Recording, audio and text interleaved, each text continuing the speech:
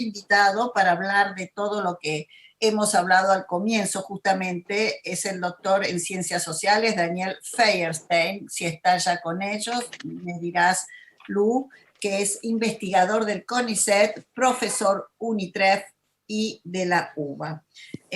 Vamos a hablar con él un poco todos estos debates que se han abierto, ¿no? Las famosas tasercitas. Ahí está el doctor. ¿Cómo le va, señor Feierstein, Daniel Feierstein? ¿Cómo está usted? Así es, ¿cómo va? Bien, gracias por estar con las rubias. Ya conté que usted es director de Ciencias Sociales y de todos los lugares donde está, mientras que usted se conectaba. Doctor, nos interesaba mucho esto que ha sucedido ayer, que ha conmovido a la sociedad, ¿no? Porque la persona psiquiátricamente enferma atacó con un cuchillo y mató a un policía. Mi hijo estaba de testigo en ese lugar, donde después la persona que atacó también falleció. Esto generó en la sociedad una cantidad de debates que lo estamos viendo en todas las redes sociales y por la televisión, en los noticieros, a raíz de las famosas pistolas creo que se dice, ¿no? Pistolas Taser. Pistolas. Sí, pistolas Taser hay que usar, pistolas Taser no hay que usar. O sea que la sociedad, y además descubrimos y nos damos cuenta que la policía, que si tiene las manos en cierta manera atadas, porque si disparan a un agresor que viene con el cuchillo, que se ve que lo acuchilla, no le pueden disparar salvo a lugares que de manera que quede herido, porque si no van presos. Entonces, ¿qué está pasando? Sí, quizás, Marcela, el tema es, nosotros en el ámbito científico, una lógica que tenemos es tratar de hablar de lo que sabemos y no de cualquier cosa. Claro. Entonces, el ámbito de cómo pensar las políticas de seguridad no es mi ámbito de trabajo, ni mi ámbito de estudio, entonces no me gusta. Uno está acostumbrado a esta lógica de... nosotros lo llamamos opinólogos, ¿sí? Que cualquiera que aparece y habla de cualquier cosa. Pero me parece que esto como que le quita importancia a la palabra de quien dedica tiempo a investigar determinados temas, ¿no? Entonces... Está bien, prefiero obviarlo al tema. Sí, en el sentido de que yo podría dar mi opinión como cualquier argentino, pero lo que digo es que esa opinión no tiene demasiado valor en un medio de comunicación, digamos, ¿no? Tiene razón, tiene razón, vamos a obviar el tema. ¿Y usted cómo ve si fueron exitosas, por ejemplo, las estrategias en la forma en que fueron tratado el tema del coronavirus ante la sociedad? A ver, yo diría que hay como una doble cuestión, ¿no? Por un lado, una primera medida muy acertada y que creo que ha demostrado su éxito, que tuvo que ver con actuar muy tempranamente. Esto es, establecer un primer cierre con muy pocos casos que permitió que nos diera 2, 3, 4 meses para poder prepararnos ante la situación que sabíamos que de alguna manera u otra iba a llegar, una medida muy acertada y muy exitosa. De ahí en más, podríamos decir que hubo una serie de errores que yo diría que tienen que ver con, y lo señalaban varios lugares, con no tomar en cuenta la dimensión social que implica tanto una pandemia como las respuestas que hay que dar a una pandemia, por ejemplo, la decisión de cerrar ciertas actividades, de cambiar las rutinas, los comportamientos sociales, las cosas que hacemos. Entonces me parece que ahí hubo como un problema en poder entender este elemento y en cómo poder aprovechar ese tiempo que habíamos ganado con ese cierre tan temprano, tratando de prepararnos para el momento en que llegara la situación, ¿no? El cierre temprano lo entiendo además que venía como un rebote de Europa, sobre todo, que vimos lo que fue la experiencia. Entonces, no fue ninguna ciencia la decisión, digamos que fue un buen aprendizaje, ¿no? Por así decirlo. Sí, pero hubo países que no lo implementaron en nuestra región. Y no le fue tan mal, Brasil. Uruguay no le fue tan mal. ¿Eh? Uruguay no lo implementó y no le fue tan mal. Sí, pero sí implementó una serie de restricciones y cuidados. Yo diría que el caso más claro que no lo implementó es Brasil y estamos viendo las consecuencias, o sea, con la situación más grave a nivel no solo regional, sino diría casi planetario, ¿no? Entonces me parece que efectivamente teníamos la información de lo ocurrido en Europa, pero hubo países o sociedades que decidieron implementarlo y otras que no, y en ese sentido haberlo implementado tan temprano fue exitoso. Quizás hubiese sido casi como el modelo australiano, si uno piensa, Nueva Zelanda, si se hubiese implementado al mismo tiempo un control más estricto de la gente que volvía del exterior, pero ahí apareció un problema de carácter social o político que era animarse o no animarse a tomar una medida más dura, que era o impedir los retornos o enviarlos, como se hizo mucho tiempo después, a hoteles sin posibilidad de salir, haber dejado en manos de la gente, cuando podíamos saber en Argentina que iba a ser muy incumplida la recomendación de aislarse por 14 días, fue uno de los elementos que sobre todo, primero en el AMBA y luego irradiando a todo el país, generó la dificultad, la imposibilidad de contener de otra manera el virus. Ahora sí hay una cosa que es cierta, que nosotros en la cantidad de meses que llevamos con el coronavirus aquí en Argentina, tenemos, si bien vuelvo a decir, uno lamenta cada muerte, pero tenemos menos muertes de las que tuvo Italia o España en un mes y medio. Correcto, porque básicamente tuvo que ver con que... ¿Cómo? Sí, es correcto, y básicamente tuvo que ver con que en ningún momento, por lo menos hasta ahora, en algunos lugares del país ahora estamos muy complicados, en ningún momento colapsó el sistema de salud. Las muertes en Italia o en España tuvieron que ver con que al colapsar el sistema se produce toda otra cantidad de muertes que no tienen que ver necesariamente con el COVID, pero en realidad sí, porque hay gente que no puede acceder a ser atendido en el sistema de salud. Hoy estamos en una Bueno, pero creo que crítica. los muertos que contabilizaban tanto España como Italia eran producto del COVID. No estamos hablando de todos la gente que se muere normalmente de otras enfermedades. Me acuerdo que cada vez que abríamos el diario en el mes de marzo, abril, las muertes por día de tanto España como Italia eran terribles, también el Reino Unido. Creo que por eso esos países han superado aún después de 7 meses o 6 meses ampliamente el número de fallecidos que tenemos en Argentina. Y eso sí, tal vez es el éxito que tenemos con esta cuarentena.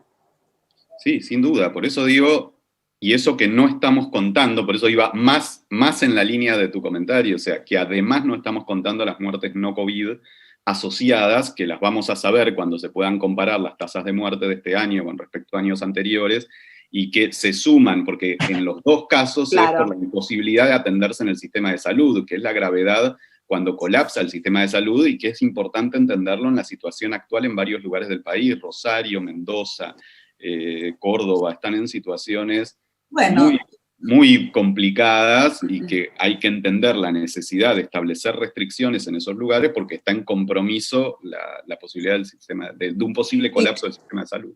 Y también yo quisiera agregar que en realidad sí que hay algunas actividades que todavía son dificultosas para poder realizar, pero si hablamos estrictamente de una cuarentena, no nos engañemos. La cuarentena estricta a lo mejor fue un mes y después el 1 de julio nuevamente se cerró un poco más, pero en el resto del tiempo de todos estos meses no fue una cuarentena estricta. A lo mejor en los papeles es una cuarentena, pero la gente seguía viajando, la gente seguía movilizándose, me parece. Bueno, ese es el problema central, y el tema es entender por qué ocurrieron estas dos cosas, o tres, diría, de las que estás mencionando. La primera, por qué no se implementaron con más fuerza por parte de la población los cuidados que eran necesarios aún en etapa de apertura.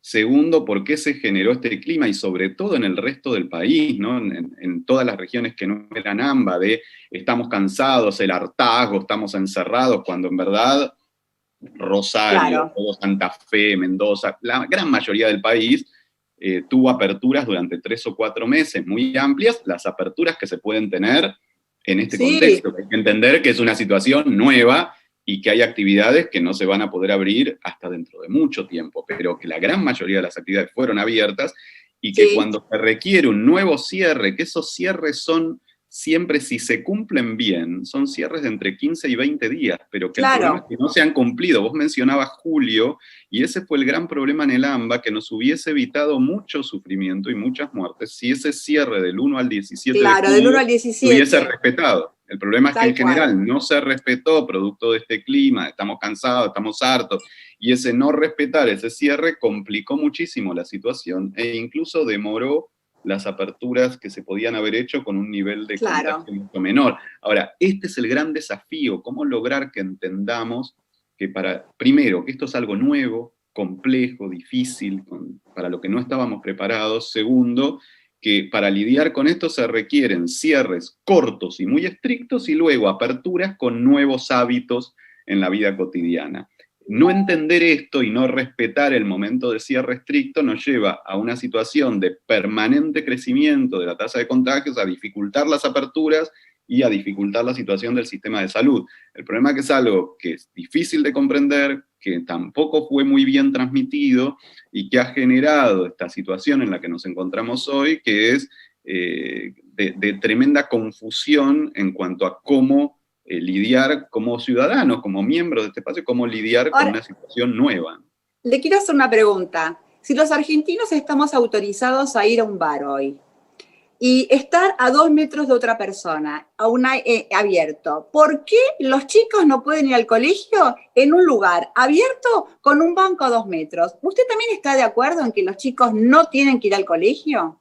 Es que el problema es que yo no estoy de acuerdo con haber autorizado los bares. Me parece que eso fue un grave error.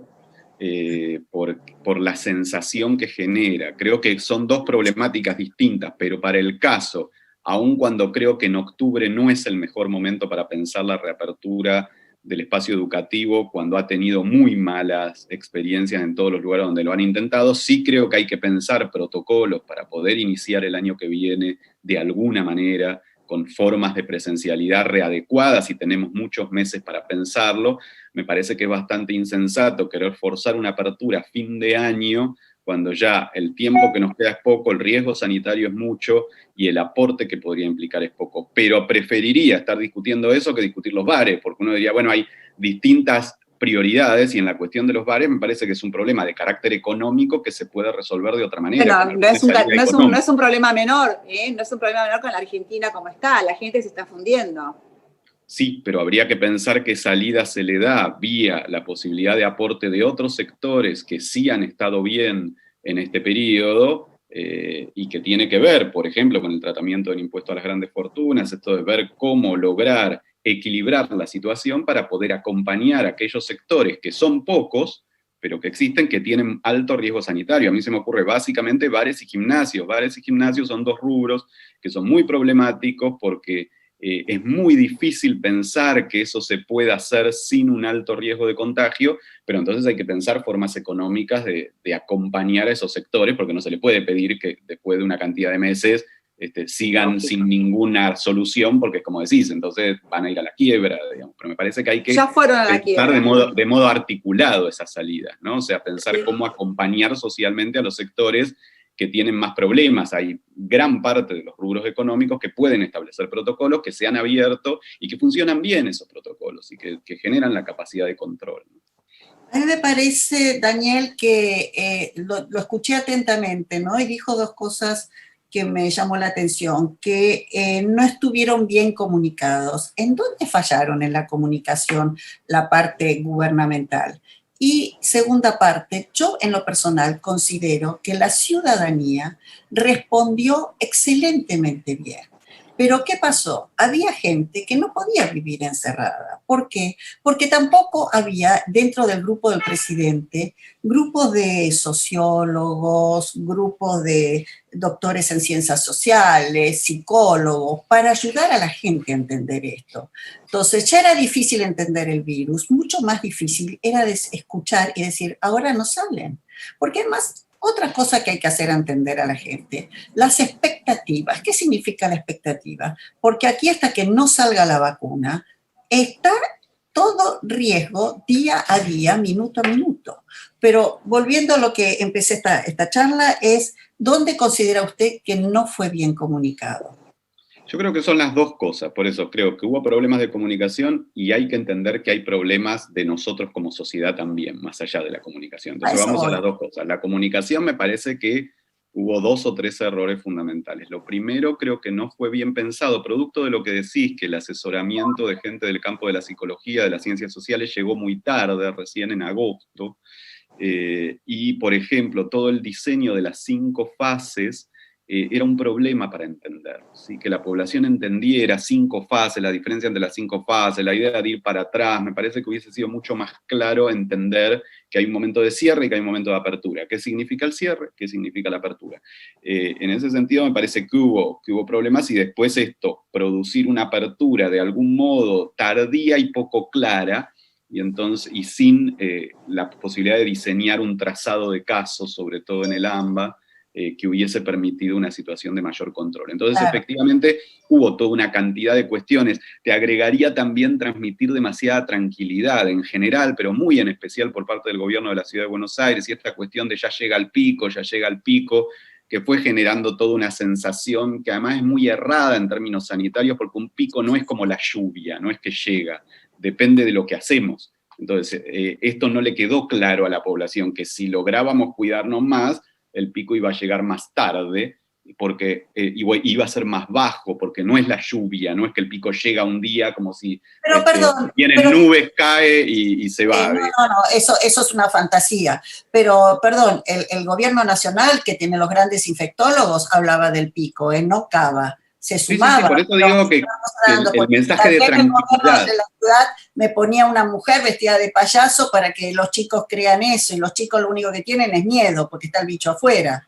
No, por eso digo que en la cuestión del pico fue general. Me refería a la cuestión de la tranquilidad, que también fue bastante general, pero era muy fuerte desde el mensaje de Cava, esto de minimizar la gravedad, que jugó relajando a la gente. Ahora, hasta ahí tenemos todo un conjunto de errores de comunicación que, bueno, que habrá que ver cómo se abordan y si se pueden revertir. Por eso decía que a eso hay que sumarle que tenemos una sociedad, y sobre todo en los grandes núcleos urbanos, que tiene parte de su población que cree que está por encima de la ley, ¿sí? Y que por lo tanto puede seguir viviendo sin cumplir las normativas, ¿sí?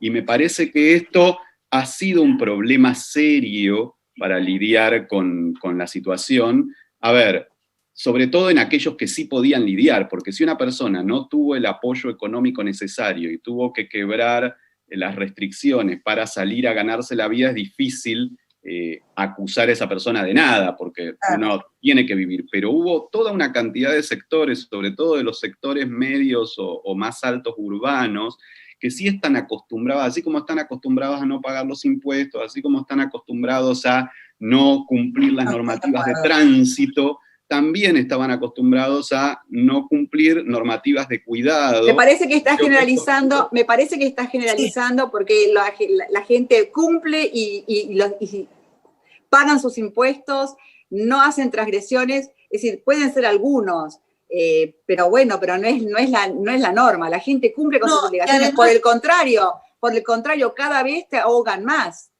Tenemos uno de los países con más alta evasión fiscal. Bueno, entonces, pero también es uno de los países con más altos impuestos. No solamente pero están vinculados los dos temas. Cantidad. Sí, pero a ver, estamos distorsionando la conversación, porque creo, Daniel, que también el error viene, la gente grande, sea el extracto social que sea, se ha cuidado que era población de riesgo muchísimo. Y ha pasado aquí quizás lo mismo que pasó en Europa, que los jóvenes, como está pasando en España, en Italia, en Francia, que están pidiendo auxilio los restaurantes y todos, y los bares, porque la gente joven salió demasiado, no se ponía el barbijo, iba y venía. O sea, no me parece un problema que llevemos al impuesto, a los que están acostumbrados a... Ha sucedido acá que es sobre todo la gente joven que ha salido demasiado. Entonces me parece que no es bueno enfocarlo a los que tienen, a los que no pagan sus impuestos, a llevarse el mundo por delante, porque me parece que la prueba la tenemos, ya que estamos atrasados, como en Europa, que ha pasado todo lo contrario. Pero bueno, son experiencias y modos de verlo. Dígame una cosa, Daniel. No, ya tuve que terminar, está el próximo invitado. Le agradezco muchísimo que haya estado con nosotros. No, por favor, gracias a usted. Gracias, hasta luego. Muchísimas gracias. Estaba con nosotros Daniel Feuerstein, que es director en Ciencias Sociales. Bueno, Bueno, vamos a nuestro próximo invitado, que ya está con nosotros. A mí cuando se quiere politizar el tema no me gusta, porque estábamos hablando de otra cosa. Se estaba politizando, perdón Marcela, pero se estaba politizando el tema y nos estábamos yendo de rumbo. ¿Qué tiene que ver la pandemia, todo, con los que pagan el impuesto, los que tratan de evadirse y todo eso? No, no va, no es eso.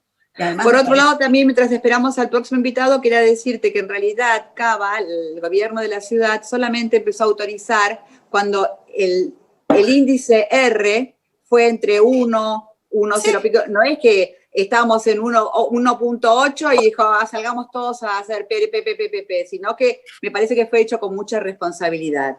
Absolutamente, por eso te vuelvo a repetir, Marce, que se estaba politizando, me di cuenta inmediatamente. Es como siempre decimos, cuando la política invade el objetivo, se pierde el objetivo, es así. Bueno, ¿quién está con...? ¡Ah! Está Jorgito Lafauci. Hola, Jorgi, ¿cómo estás, mi amor?